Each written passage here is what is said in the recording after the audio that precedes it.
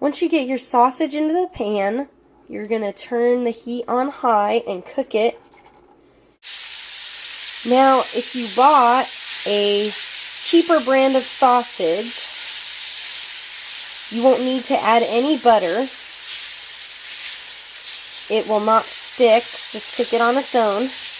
If you bought more premium quality brand of sausage, all you should have to do is add maybe a tablespoon or two max of butter to keep it from sticking. Now, some people might find this odd, but what my father always did, or always does, is he drains the grease. Now, I know what people are going to say.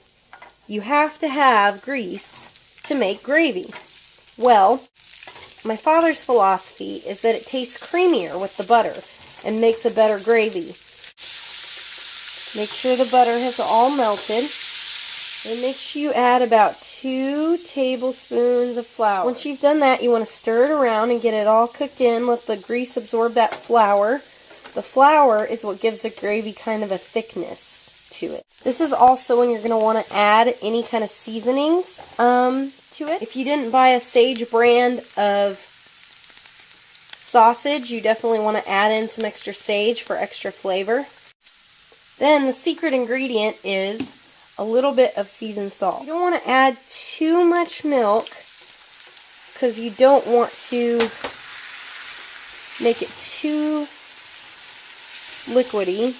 But I'd say if you add the right amount of everything in, it's kind of to thickness. You probably would like to add in about a cup of milk to make your gravy. The better the sausage you use, the better the taste is going to be.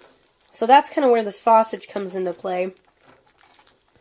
I know when my dad used the Jimmy Dean sausage, it always tasted the best. Now, to make sure your biscuits are ready, you can always turn down the heat to low to wait for those biscuits to be ready. And alright, now whether your dough is homemade or from the can or from the freezer, make sure your biscuits are nice and spread out so they don't run into each other while baking in the oven.